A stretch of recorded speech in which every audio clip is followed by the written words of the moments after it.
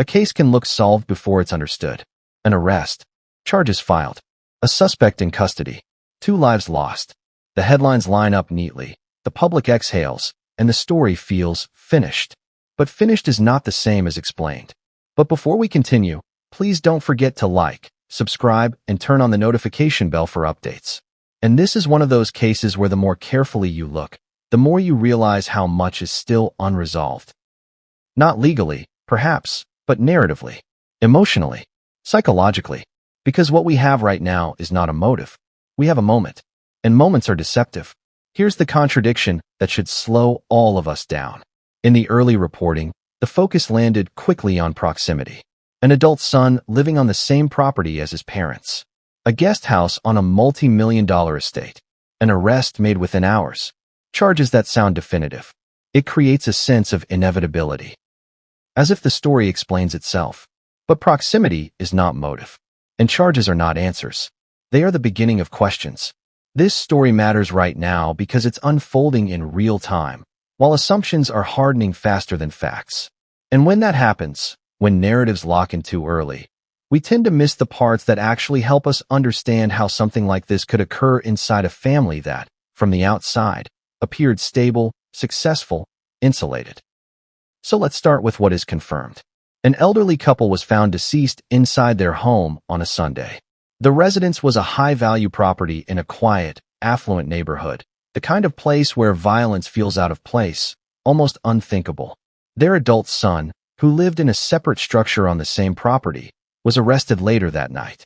Prosecutors charged him with 2 counts of first-degree murder. Those are facts as reported. Everything else.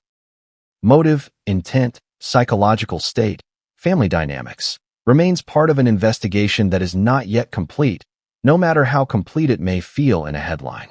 And this is where the story becomes more complicated. Because alongside the arrest, there were reports, and I'm being deliberate with that word, that the bodies were discovered by the couple's adult daughter, and that during her interaction with police, she allegedly raised concern about a dangerous family member. That phrase traveled quickly. Dangerous. It's a word that does a lot of work in a very small space. But it's also a word that requires context. What did she mean by it? Was it a reference to prior behavior? Prior threats? Prior instability?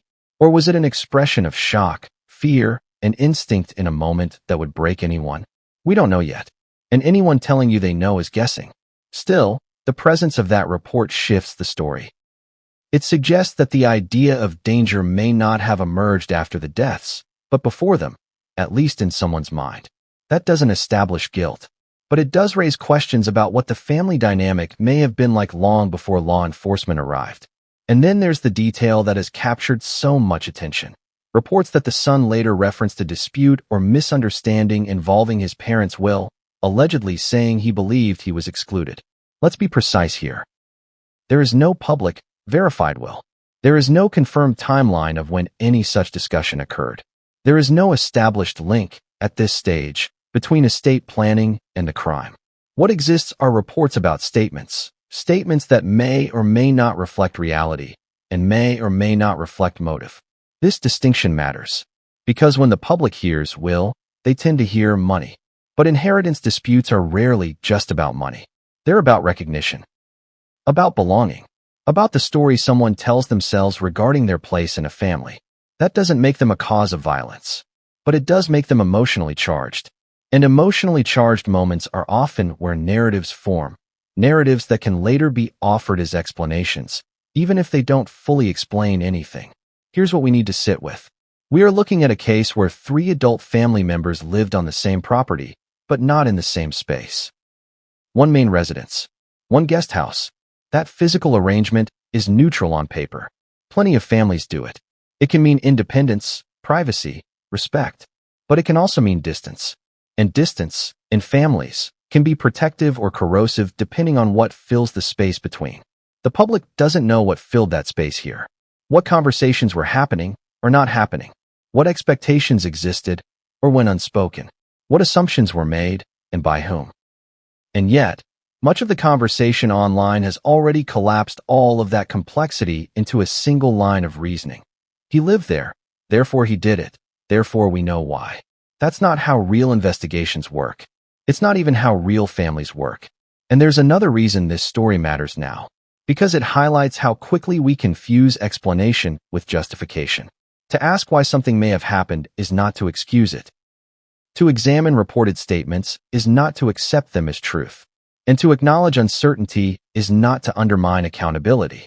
It's to respect reality. One of the most dangerous habits in true crime coverage is the rush to psychological certainty. We want to diagnose. We want to label. We want to tidy the mess into something we can file away. But human behavior, especially in family systems, resists tidiness. Take the idea of betrayal. Betrayal is not a fact. It's a perception. Two people can walk away from the same interaction with entirely different understandings of what just occurred. One believes a boundary was set. The other believes a promise was broken. That gap between perception and intention is where resentment grows. Again, this does not establish motive, but it establishes context. And context is what we are missing right now.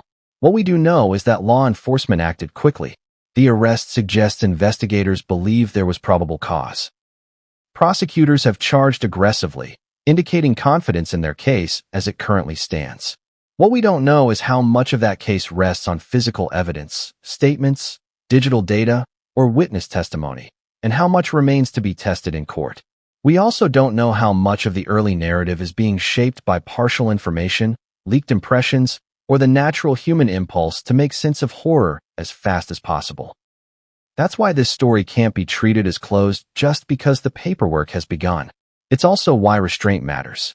Because once a narrative sets, it's almost impossible to undo, even if later facts complicate it. So here's the approach we're taking. Not to speculate, not to sensationalize, but to separate what is confirmed from what is assumed, and to examine the structural elements that often precede family tragedies. Proximity without connection, wealth without communication, silence mistaken for stability. As we move forward, we're going to look closely at the environment first, the property, the living arrangements, the routines. Not because buildings commit crimes, but because environments shape behavior. Then we'll examine the warning that was reportedly given, what it might indicate, and just as importantly, what it does not prove. And then we'll return to that reported statement about the will. Not as a motive, but as a lens into how narratives form after the fact. Because one of the hardest truths in cases like this is that explanations often arrive later, shaped by shock, grief, fear, and self-preservation. And the first explanation is rarely the whole one. So if you're looking for certainty, this isn't the place. But if you're willing to sit in the discomfort of not knowing yet, of letting the story breathe before locking it into a verdict, then stay with me. Because the next thing we need to understand isn't the crime. It's the space around it. The physical space, the emotional distance, the silence that existed before anyone dialed 911. And once you see how that space was structured, the case starts to look very different. But to get there, we have to start with the house itself, and why the way this family lived may matter more than what anyone said after. Because sometimes, the most important clues aren't found at the scene of the crime. They're found in how people were already living before it happened. The house matters more than people think. That sounds strange to say in a case where 2 lives were lost, and a son now faces the most serious charges the justice system can bring. But in investigations like this, especially family cases, the physical environment isn't background noise. It's context. Sometimes it's the loudest context there is. Because homes don't just shelter people. They organize relationships. They decide who sees whom, who hears what, who gets privacy, who gets distance, who lives inside the center of the family orbit, and who lives just far enough away to feel separate without being gone. And this property was built on separation. What we know, based on reporting, is that the parents lived in the main house. The adult son lived in a guest house on the same estate. Same address, same gates, same perimeter, but not the same space. That distinction gets mentioned almost casually in early articles, like a footnote. Guest house, outbuilding, separate structure. But pause on it. Because separate is doing a lot of work there. It means separate entrances, separate walls, separate routines, separate nights. It means you can live physically close to someone and still not know what they're doing or what they're thinking hour to hour.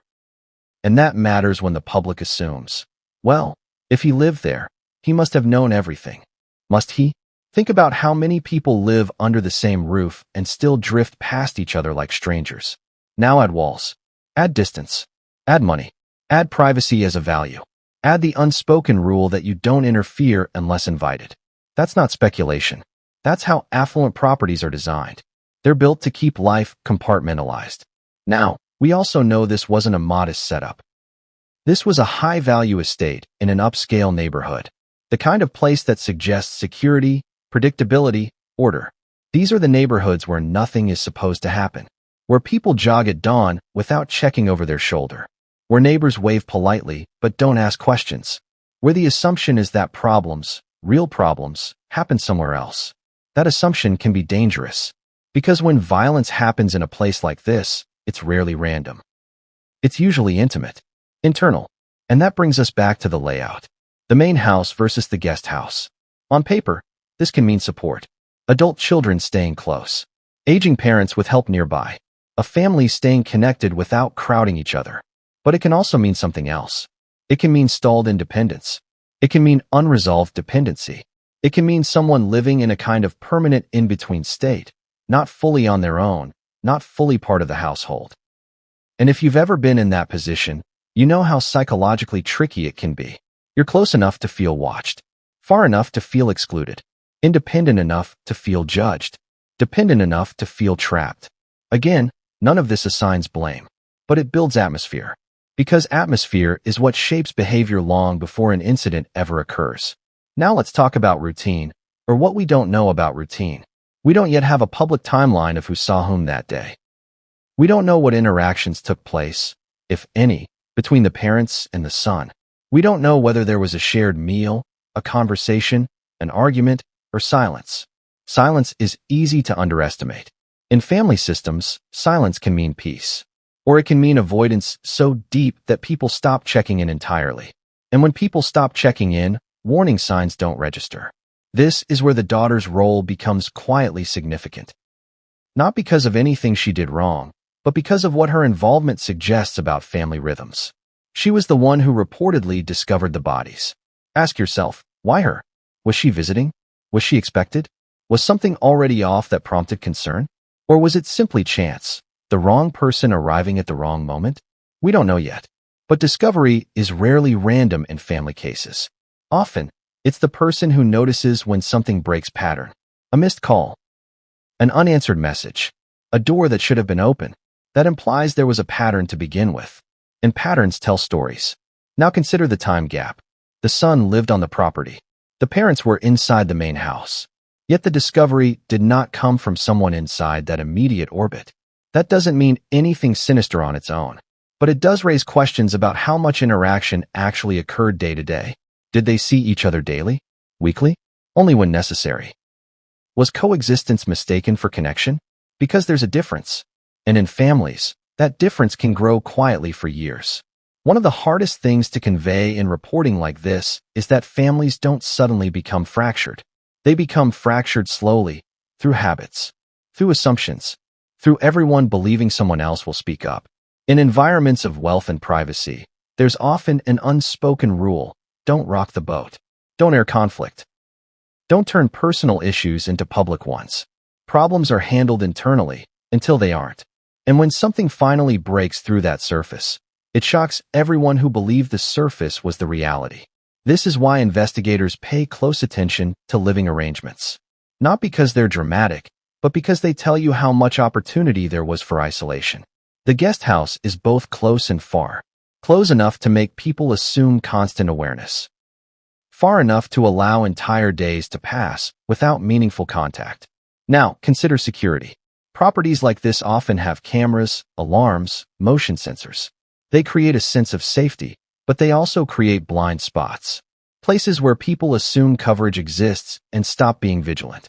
We don't yet know what security systems were in place here, or what data they may have captured. That will come out later, if at all. But the presence of security can change behavior in subtle ways. It can make people feel protected enough to ignore intuition. It can make them dismiss concerns because nothing like that happens here. And that belief, that this place is safe by definition, can delay recognition when something is wrong. Which brings us back to the reported warning. If the daughter allegedly told police there was a dangerous family member, that suggests fear did exist somewhere in this system. Fear doesn't usually come from nowhere. It comes from patterns, from behaviors that feel off, from moments that don't rise to the level of police calls but linger in memory. That doesn't mean those moments predicted violence, but they may have signaled instability. And instability thrives in isolation. Another thing to consider, visibility. When someone lives in a guest house, they can be both present and unseen. They can observe the main household without being observed in return. That dynamic can feed resentment or paranoia.